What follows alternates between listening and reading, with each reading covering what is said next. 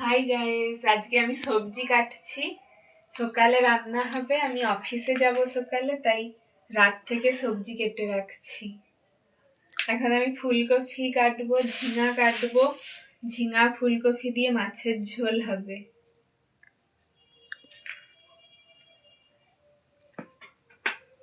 ফুলকপির কাছে দেখাবো।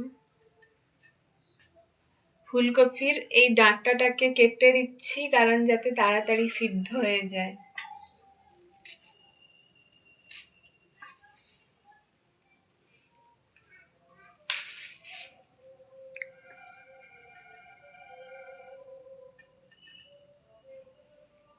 বন্ধুরা, এই দেখুন, এইভাবে কাটবেন, তাহলে তাড়াতাড়ি ডাঁটাটা সিদ্ধ হয়ে যাবে। ডাঁটাটা সিদ্ধ হতে বেশি সময় লাগে, ফুলগুলো তাড়াতাড়ি সিদ্ধ হয়ে যায়। বন্ধুরা, কমেন্টে লিখে জানাও তোমরা কিভাবে ফুলকপি কাটো।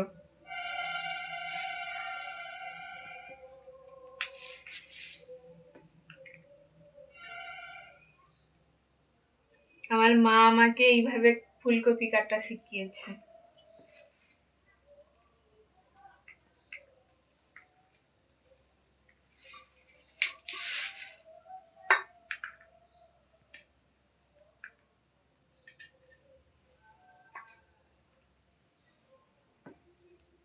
বন্ধুরা, আমার সবজির ঝুড়িটা দেখো, এদিকে দেখো। এখানে মটরশুঁটিও আছে, কিছুটা মটরশুঁটিও দেব মাছের ঝোলে। আর এদিকে আমার ফল আছে, বেশি ফল কিনিনি। আমি পাকা পেঁপে খাই, কিন্তু আজকে কেনা হয়নি পাকা পেঁপে।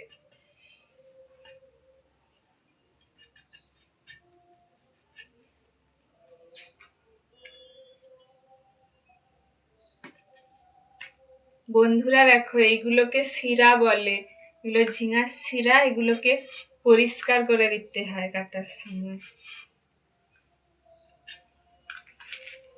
ঝিঙার ছাল অনেকে তো বেটে বেটে সিদ্ধ করে নেয়, নিয়ে বেটে খায় ভাতের সাথে। ঝিঙার ছালে ফাইবার থাকে, খুব উপকারী।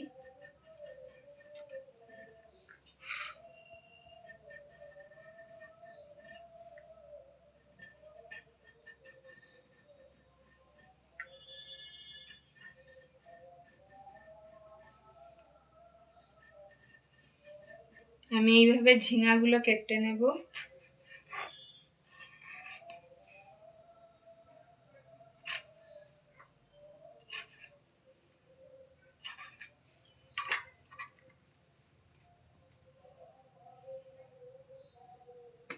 চাইলে পেঁপেও দিতে পারেন, আলু দিতে পারেন।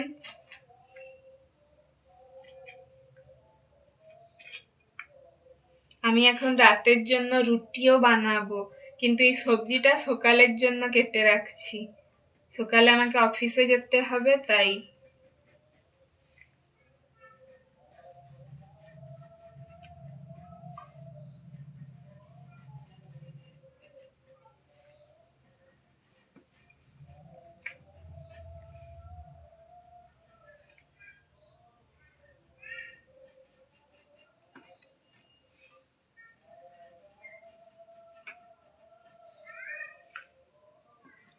বন্ধুরা, কমেন্ট করে জানাও তোমরা কিভাবে ঝিঙা আর ফুলকপি কাটো।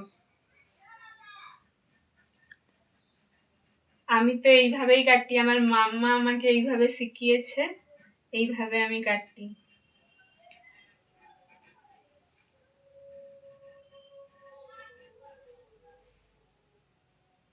আমার মাম্মা ক্যামেরার ওপাশে আছে, ভিডিও বানিয়ে দিচ্ছে। বন্ধুরা,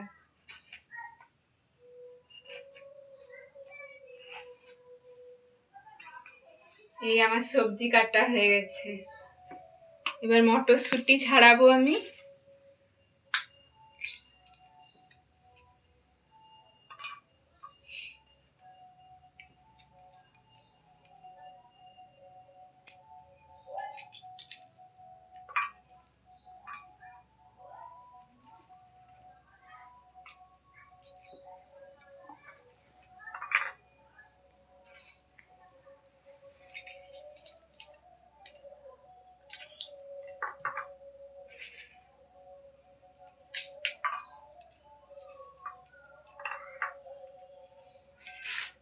হাই গাইস, এবার বন্ধ করে দাও।